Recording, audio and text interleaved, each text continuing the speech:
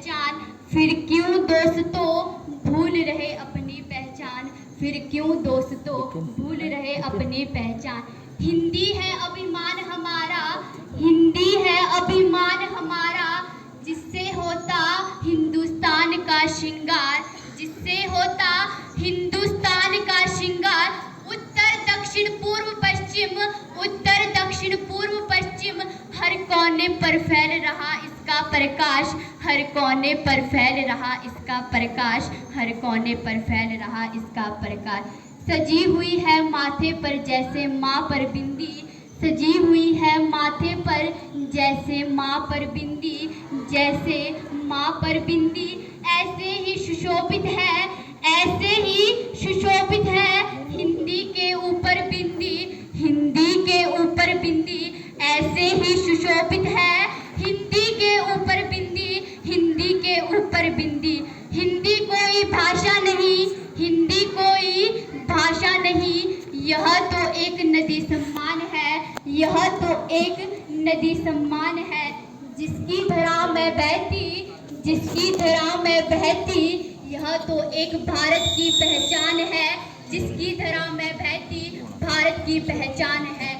जब भी होता यह दिल भावुक और यह जुबान लड़खड़ाती है, जब भी होता यह दिल भावुक और यह जुबान लड़खड़ाती है, ऐसे समय में बस अपनी ही मातृभाषा काम आती है, ऐसे समय में बस अपनी ही मातृभाषा काम आती है, अपनी ही मातृभाषा काम आती है। धन्यवाद। जय हिंद, जय भारत।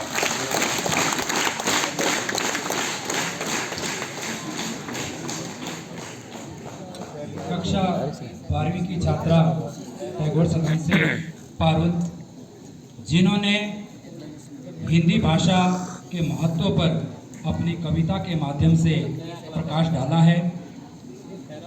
प्यारे बच्चों, आधुनिक हिंदी भाषा के जनक भारतेंदु हरिश्चंद्र, उन्होंने जब हिंदी भाषा के महत्व को बताया तो उन्होंने 2 पंक्तियां कही थी, आप यहाँ पर भी सामने लिखी हुई देख सकते हैं कि निज भाषा उन्नति आहे, सब उन्नति को मूल, बिन निज भाषा ज्ञान के मिटत नाहिए को शूल। शायद आप लोगों को ये पंक्तियां बड़ी कम समझ में आ रही होगी कि इसका मतलब क्या है।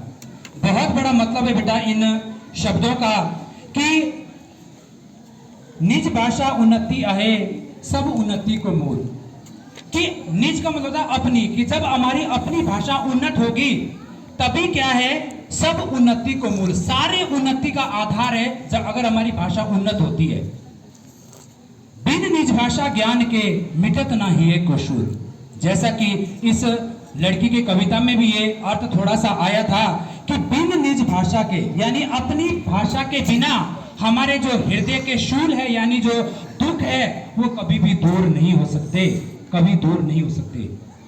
तो इस प्रतियोगिता की ये अंतिम छात्रा थी। मैं निवेदन करूंगा इससे पहले कि हम अगली प्रतियोगिता की तरफ बढ़ते हैं, हमारी प्रश्नोत्तरी प्रतियोगिता होनी है और बड़ी ही रुचिकर ये प्रतियोगिता होनी है। इसमें ना केवल जो बच्चे यहाँ पर हमारे भाग लेंगे, परंतु आप सभी भी उस प्रतियोगिता में भाग लेंगे। तो इससे पहले मैं निवेदन करूंगा प्रवक्ता हिंदी श्रीमती सुदेश तोमर जी से कि कृपया आप यहाँ पर आएं और आज इस पावन दिवस पर